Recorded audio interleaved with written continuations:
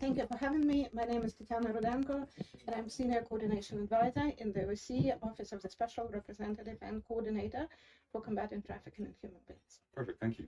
So the question we have for you today is what steps are needed to advance support to victims of human trafficking in Europe and also globally?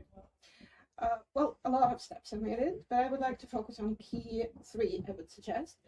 First of all, we need to introduce a whole of society approach. So we need to involve all of the actors who might be possibly in contact with presumed trafficking cases or trafficking victims, and empower those stakeholders to identify the signs of human trafficking and also to refer people, presumed victims of human trafficking, for initial identification and assistance.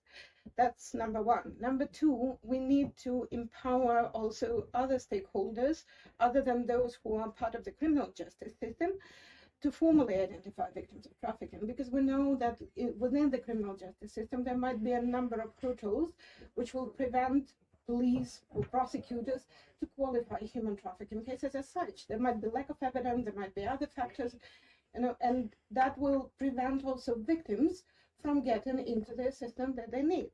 So that's why we believe that the social path, meaning empowering and broadening the mandate of the public social services specifically, but also other stakeholders, to formally identify victims of trafficking for assistance purposes, is crucial to leave no one behind.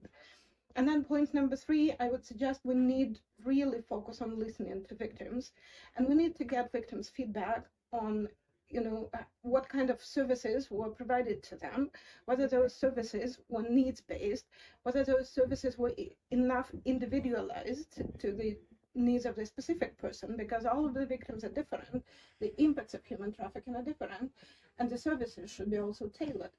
So that's one kind of aspect of listening to victims, but the second aspect is also taking into consideration the victim's opinion, and again, listening to them when designing anti-trafficking policies and measures.